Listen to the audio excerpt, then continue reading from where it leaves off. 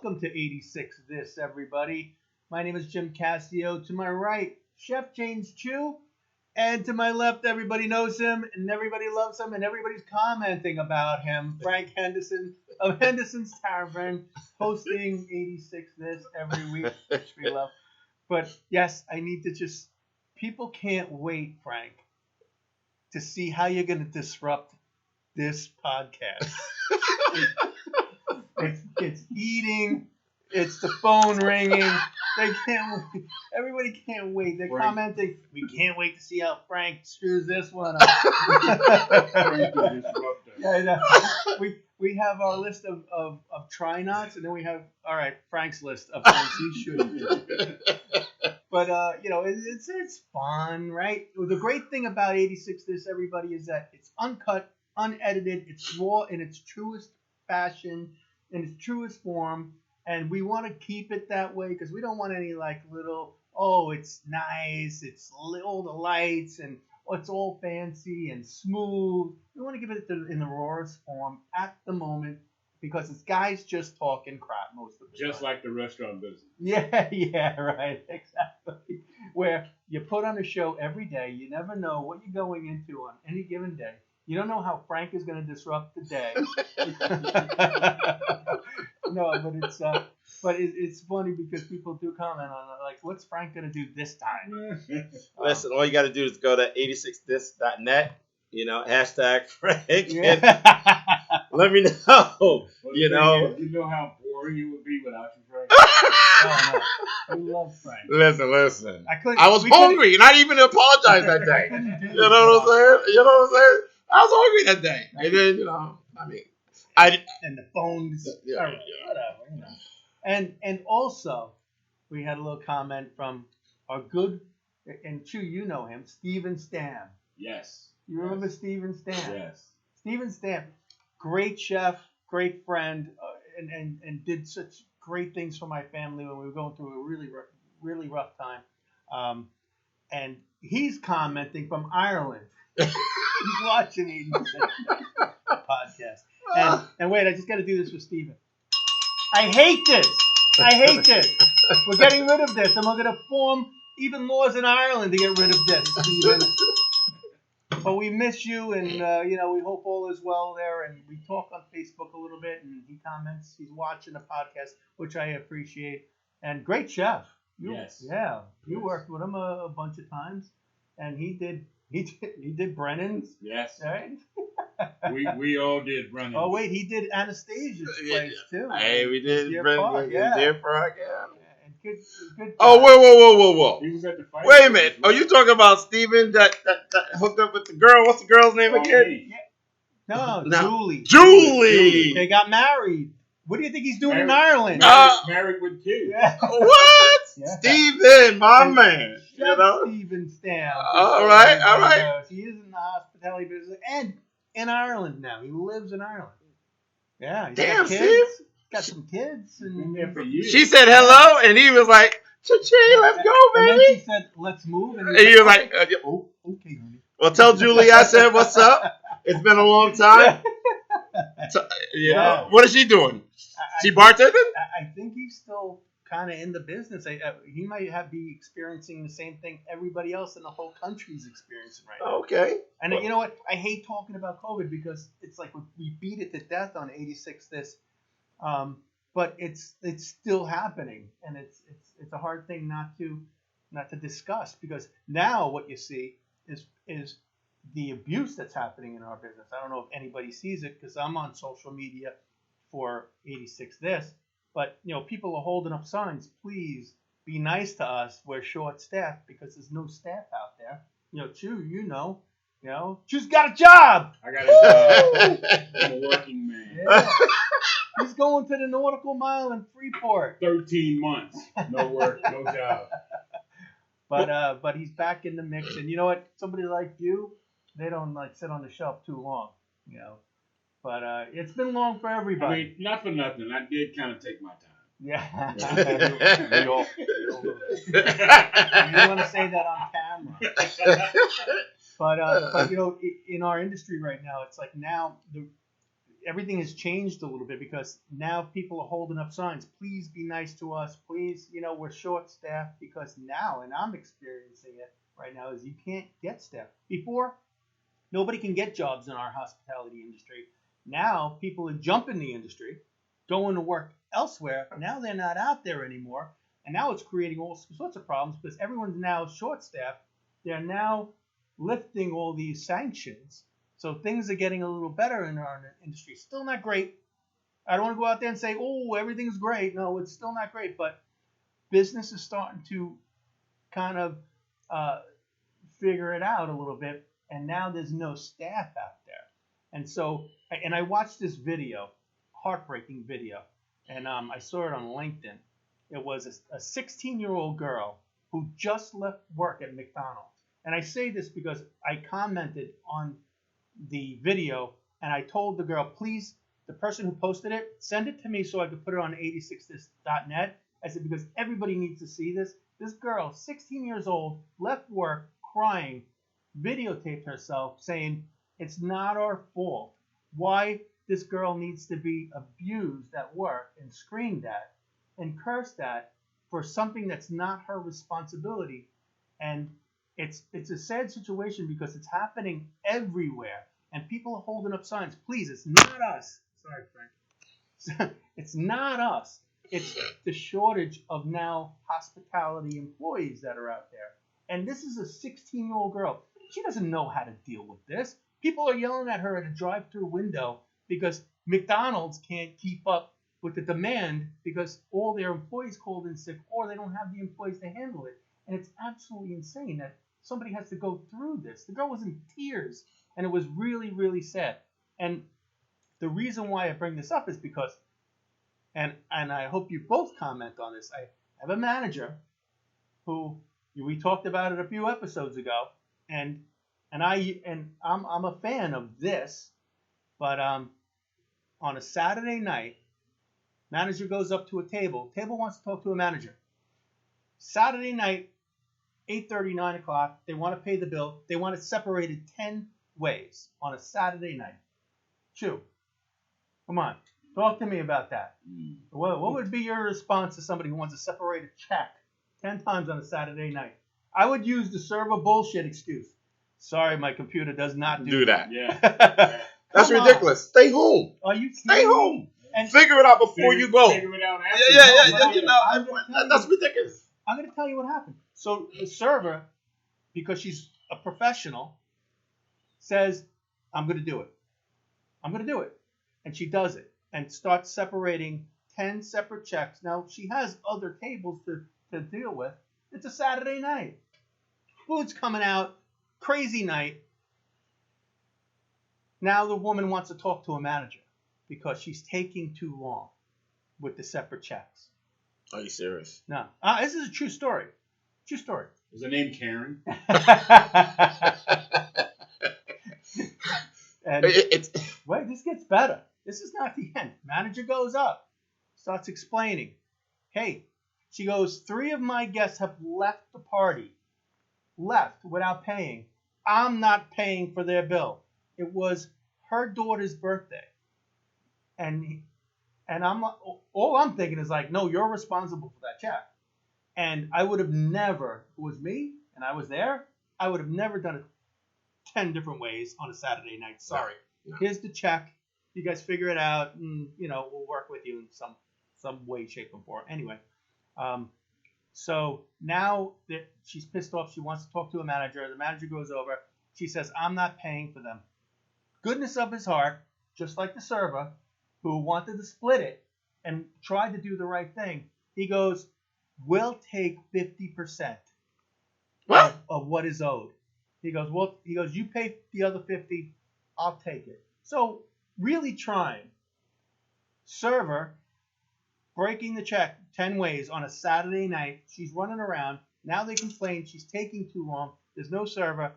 Guests leave. Manager goes over. We'll pick up half that bill of the people who left. Guy starts complaining at the table. You guys suck. Service sucks. This place sucks. The manager's rude. Starts yelping immediately. I'm putting a bad review on Yelp. This place, I'm gonna let everybody know not to come here. You know what that is? He figured, oh well, they can get away with it. So let me try this. Okay, make a big scene. Think that the manager will run over to him and say, whoa, whoa, whoa, whoa, 50%. I would have been like, let's sit down. We both do it. Okay, we both sit there and write a bad review then. You know, but you don't want to pay. But I don't get it. he wrote it. He wrote the bad review. I would have answered that. And bashed the server, bashed the manager, bashed the place. And he wrote it right as the manager was at the table trying to take care of the situation. And here we are. You see people complaining, no staff. You see people, they're trying to accommodate people. This server tried to accommodate them in their request that they never said in the beginning that, hey, we're going to need separate checks, because that would have been addressed right away. Right away. Yeah, well, right. then you can't eat here on a Saturday night. Right, it's not going to eat. It's not going to happen. Yeah. But my question to you guys is, Yelp is the fact that people could just go onto these platforms and just start complaining and bitching and affect your business, affect your income, affect your livelihood, just like that. We already know what Yelp does. Yeah. I mean, we're all business owners. We all know what. Everybody check the reviews before they go to it. Yeah. Exactly, but And you know where they go. I didn't say that. But if you don't respond to that, then yes, then you pretty much don't lose a lot of business. I mean, people looking for free things, yeah, they'll go over there and bash you because they didn't get their way. Okay, that's just how it is. They didn't get their way. I'm gonna leave you a bad one. I would be like, go right ahead. I'll be right there explaining the truth. This is what happened. Okay, now respond to that. Okay, So as as a a business owner or manager, bend but don't break. you can't. You can't break. You can't break. Then everybody's going to come there and take advantage of you, because you know what's going to happen? If you do, he's going to end up telling his friends, "Oh, this is what I did. All you have to do is act up. Just go eat $300 bill." And then just act up. But is it fair, Frank, It's not fair. to be able to go on a platform like Yelp and just beat the crap out of a place? It's not. Well, you can respond to those reviews. Yeah, Exactly. you can. Yes. But Yelp has its own, like, Yelp is not responsible for anybody who goes on. Right, Yelp. right. It's like they're the third Free party. speech, right. And so but do you think it's right that people just have this? Look, we love 86 this. We love to have this platform, and I think we use it responsibly, and again, but do you think people should be going on websites or TripAdvisor? Oh, there's a bunch of them. I can't think of them at this time, and just bash the hell out of restaurants, and it's okay. It's not okay, but they don't do what they want to do anyway. And I think, fortunately, those people are few and far between. I really do. Yeah, but they You know? No, I think there's a lot out there. there's a lot. Since And you know you said that, I wrote my very first review. Did you really? No, wait. I really did. I didn't name. I wrote directly to the person. I didn't go. Was on it a Yelp. complaint or was it a review? It was a complaint. All right, that's not a review. But All right, that's, I complained in the review. But Okay. I didn't go on Yelp. I contacted the company themselves, and this is a place that I frequent all the time. That's the responsible thing to do, because you're. And it's progressively gotten worse every time I go. Right. And I think that's a problem when you frequent a place and you're like a frequent flyer. Yeah. At a place, eventually you're gonna get a few bad meals. The law of averages. It happens. Things happen. It does happen. But when it starts to get like just progressively worse, I got a problem with that. And I've never written a review. I've never complained about anything. But that's not a review. Like if in because we're gonna do it here on 86 this, and again, I don't want to be the Peter Wells on Eater. I don't want to be the guy who, like, if when he speaks, he puts people out of business. The Peter Giannotti's and whoever it might be. It's like Joan Remnick. Well, I think Joan Remnick was a little more fair. Yeah, she was almost like helping you, like maybe you guys need to work on these things, but here's the positives, where the others could put you out of business. You know what I mean? I wrote one. I didn't. I complained once. See, I complained once, and it was during the pandemic. I went to, and I'm not going to say the name, Don Quixote, and I'm not going to tell you where it is in Patchogue. I went there for Cinco de Mayo last year in the middle of the pandemic, and they did nothing for social distancing. They were terrible. And I wrote this review, and it was a review, and I did it online because they let me put my order in. And shame on you restaurants for doing something. Don't take the order if you can't produce the order. And again, I feel that way also with certain things. It's like I'm always a true believer. If you can't produce it, don't do it. It's that simple. Right. And again, it's not always the case with the McDonald's and things like that, because we all know how this industry can turn you on your butt really quick, because you only have 3 reservations and all of a sudden 500 people show up, and it's like you can't control that. And that's what I love about this business. Every day it's different. So I order food, and they say, come pick it up at 5 o'clock. I was there till 9:30 in the evening. Oh, wow. 9:30, and waiting in the parking lot, freezing my ass off. 9:30 in the evening, I finally got some food. I don't even know if it's what I ordered, but I couldn't wait to get back to the house at 9:30 at night. Don't ever go there. Terrible place.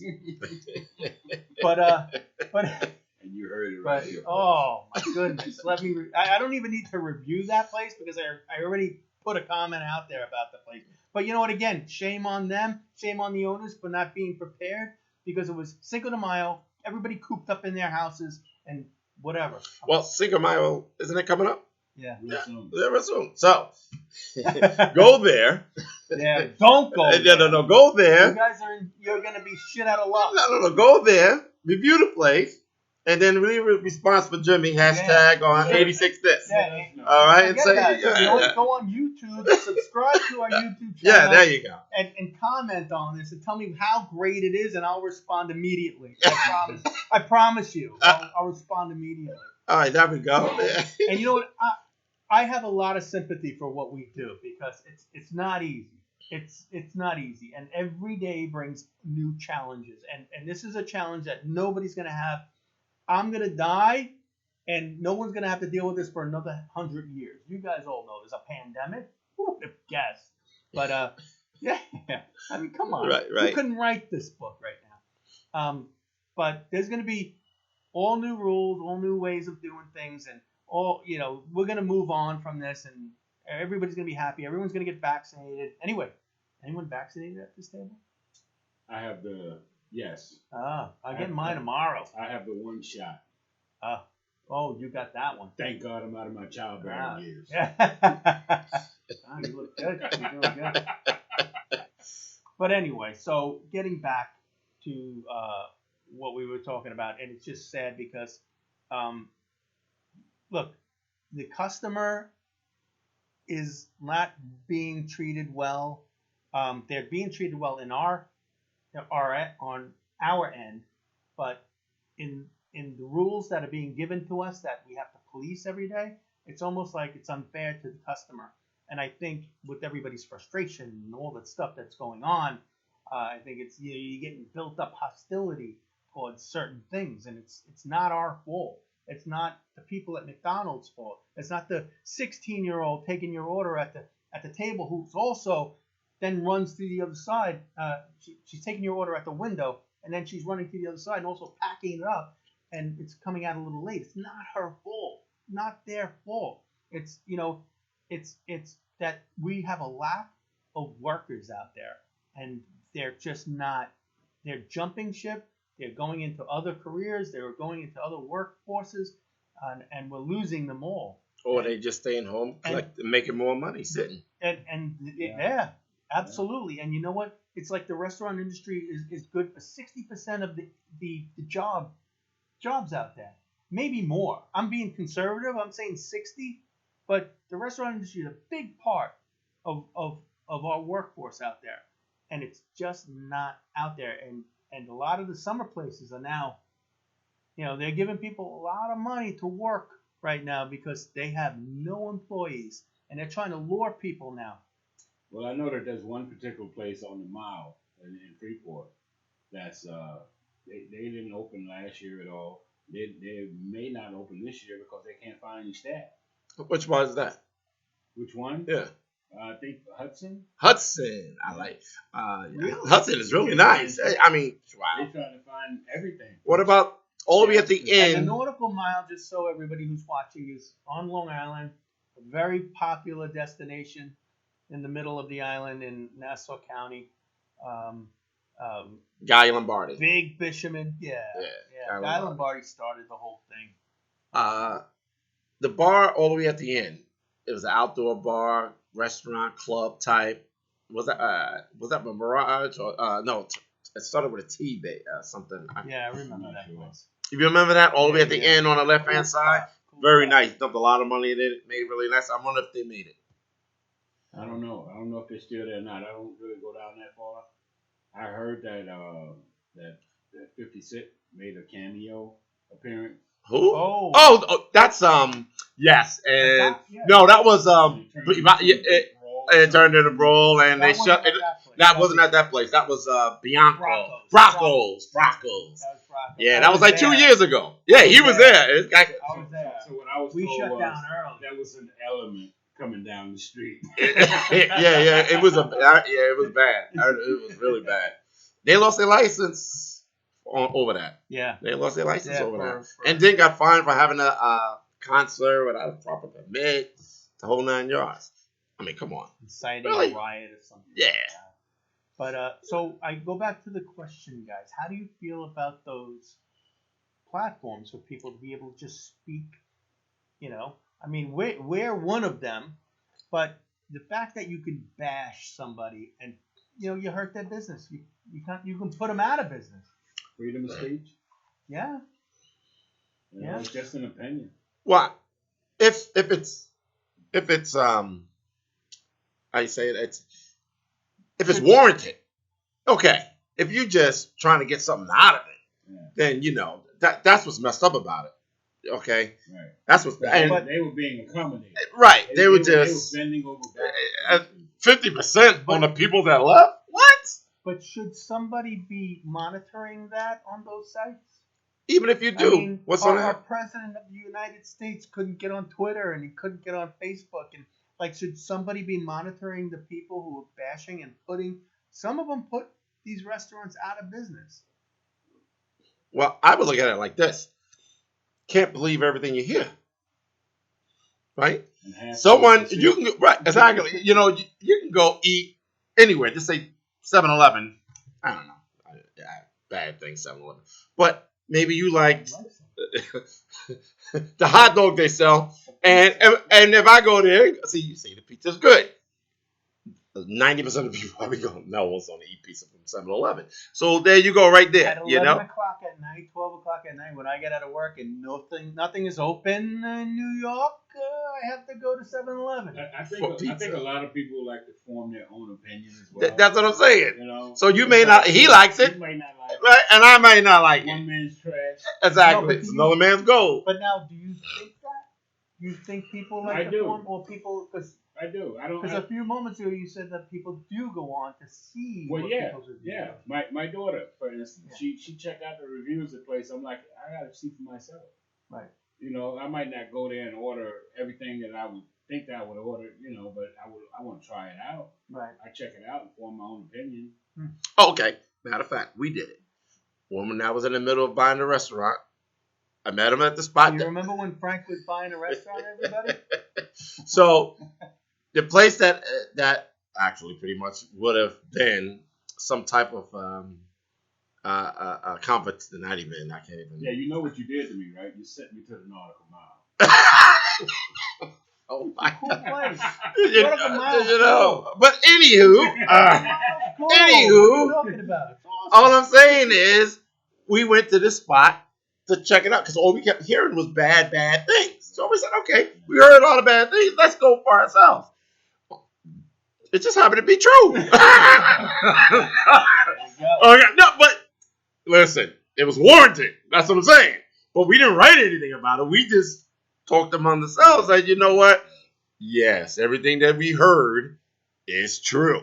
I mean, right down to it. But we didn't read it anywhere. We found out from like a Where was reliable, that? Where was reliable source. Where was it? We went to Say it. Butterfields in Hart Park. Oh, wow. I heard good things about that. See, there you go. And it was bad? Yeah. Ooh. They were short staffed, but you know, it's not their fault. Right. We in a pandemic. Wait, because it was short staffed or the food sucked? The food sucked. Oh, The sorry. food sucked. All right, well, you want me to bash the place? No. We just said. No, I feel no name calling. No, I feel like I gotta chime in here. You can chime Well, in, but started. yeah. Oh. Yeah.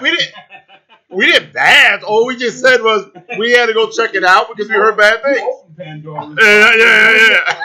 Bill here, he shuts me up or kicks me in the dick. So, everybody knows Danford's in Port Jeff? Yes. I love Dansford. Danford's is incredible. We stayed there for a couple of weeks ago. And my son and I made a quick little video. If anybody saw it on social media. Oh, that was Danford's? Yes. That was Yeah, Danford's? we were Will had sunglasses on, right? Yeah. Yeah. Okay. And we did this little quick impromptu thing, and he was like, I said, "Will, you want to make a commercial?" He's like, okay, dude. He He went. came out, and then the sun was in his eyes. I go, "Wait, here's my sunglasses." Chew, did you get an invite to that? I ain't get an invite. Yeah. No, yeah, we stayed, but yeah, it was awesome. Must have been nice. Yeah. Maybe You I know what? wasn't It was gonna very impromptu. It was one of these things. I was at work, and he was like, "I'm packing a bag. We're going away." I'm like, "Okay," and I had to go wherever she was. But we go to Danford's, unbelievable hotel. Hospitality was unbelievable. It was so really, it was really, really good.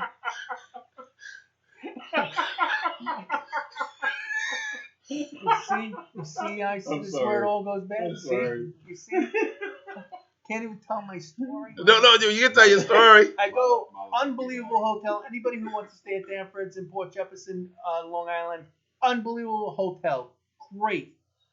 Here's my only complaint Uh-oh. is, we stayed there. We didn't eat there the first night, and we watched everybody on the patio, and they had these really cool heaters, and the patio was filled. And the next night, we're like, it was beautiful out. We're gonna eat on that patio. We go there, and the bartender who was also serving us was fantastic. Great personality, so accommodating. Loved my little guy and hooking him up and playing with him.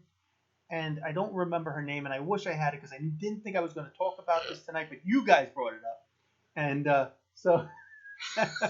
so we're eating there for dinner, and the heater goes out, and it's dark out, and I have a 5-year-old. We're freezing. I'm Nice. freezing, and I'm like, I can't believe nobody's coming out here and putting this heater back on. And then I have a dinner gets delivered, and we're eating, and we're freezing, and my dinner was terrible, by the way. It was a flat iron steak that they have on the menu, which was really, really, really tough. That's odd. Tough. Yeah, and it was marinated too. Like, so it was just a little. But the fact that no management came out, and we were the only people out there, and the fact that I actually complained. I actually went in. I'm like, the fact that you see a child out there and you don't decide you're gonna light that heater back up, and you're gonna let us sit in the cold, is unacceptable to me. I gotta tell you, he bought us a drink. I wasn't looking for anything for free. I wanted heat. I didn't need a drink. I could have got that anywhere. But so anyway, loved the place. Hotel was great. Got a few little things to work out there, but you know what? When we review places here, I also want to give constructive criticism. I'm not here to put anybody out of business. We don't want to put our peers and our cohorts out of business. Pay attention to your guests. Somebody once told me the little details are what really makes a difference. And you know what? My meal probably would have been better if we had heat. We were freezing out there, and nobody really gave a shit except for that bartender. The bartender was really good because she was serving us all stuff, and the hospitality part of it was great. But they missed it on those little things. But it's those things are like kind of very important. Those little details, and listen. Don't not go to Port Jeff because of me. We also went to a place called Nantucket. It was really good up there. We had a nice lunch, and they did a nice job and very hospitable. Weather was beautiful. Clams on a half shell, sunny weather, sunglasses. All I need, man. All I need. But again, I was lucky enough to have those couple of days. Yeah, but you didn't like the steak. Oh no, it was terrible. It was terrible. And I'm just going to say that it was terrible. Like, I couldn't even eat it. But whatever. I'm sorry, guys. How was the steak? Terrible. I can't even. Did you have the French onion soup? There was no Frank on the French onion soup. Frank on the French. So we talked last episode about dive bars, and I just need to touch on it again because I was a little disappointed in my reaction with the dive bars because Bill, who is a boater fanatic, who hits every exotic destination you could possibly think of, and that's where most of the dive bars are. Chew, you missed it because I went on I think when dive bars, it's a privilege to be a dive bar, not just any places. Look, I'm not talking about the shitty rat hole of a bar that somebody owns. I'm talking about a cool ass dive bar that you can hang out. You can hang out with your wife. You can hang out with your girlfriend, and you feel comfortable. You can hang out all night long and have drinks. And it's the setting. Could be the drinks. It could be the small amount of alcohol selection that they offer. I have my favorite dive bars. Frank has his. Bill Monaco, and I'm going to say his name, who goes to every Caribbean destination, and I've been with him to the British Virgin Islands, where every place on Joost Van Dyke is a dive bar, and it's the coolest dive bar you ever been to. And it's like I can't even believe I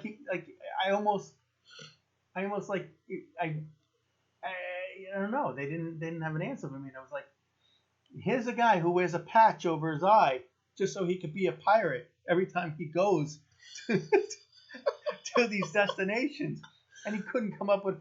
But I'm gonna bring it up with him again when he's on because he's been to some of the coolest locations where dive bars. That's why people go there. Chew, do you have a favorite dive bar? I don't. You know? No. Really? I don't really. In all your years, you've never been to a place. Is someplace else considered a dive bar? Someplace else. Someplace else. In 109. Yeah, I was ready to say someone. Yeah, But it has to be a cool spot. Like there's criteria for dive bars. They had darts. No. No. They had a dartboard. That is not the criteria. Oh, this is fizzling out again. I'm missing the boat here. This is fizzling out on me again. All right, so so go to 86this.net, subscribe to us, and tell us your favorite dive bar. Yeah, we want to hear everybody's. And there's a criteria for it. It's not just a shitty bar.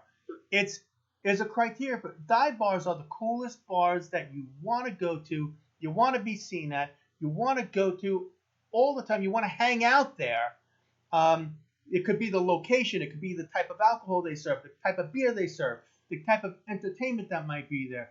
But it's still rough around the edges. It's not perfect. And you know what? Even on Fire Island, we could talk about a couple of places that could be dive bars, and I could have owned one. And I had the who's who of New York hanging out there because again, it doesn't mean it's a crappy place. Right, I understand. It's a kind of privilege to be in that category, you know. And I think, tell us what you think your best dive bar. Tell us what criteria is to you. And you know what? Somebody told me at the meatball place one time, that maybe, I think there's bonuses to dive bars. Like look, we could talk about sand. Oh, what's on? Can we move this friggin' thing? Why do I gotta keep hitting it all the time, Frank? Jesus, maybe I should move over. Yeah, how about that? There you go. Talking with Yeah, hands. You're a little animated right now. Hey. maybe there's a criteria for dive bars, but there's also the bonus plan, which is CBGB's had the writing on the wall, the Coyote Ugly place, Hogs and Heifers in the city had the lingerie hanging from the ceiling, and so there's bonus plans to the criteria also. So it's not just there's dollar bills on the wall. The Soggy Dollar in the British Virgin Islands had the painkiller and had the cool rum cocktails and so there's certain things that have bonuses. Sounds like I need to get in touch with my nostalgic side or something. It's not nostalgic. I don't know. I don't know what to look. All right. I don't know what to look for. All right, we need to list the criteria. All right, so we're counting on everybody's response right now. Subscribe to this YouTube channel. This is 86 This Guys. Frank Henderson, thank you very much. Chew, thank you very much. Isa, thank you. Yeah. This is 86 This.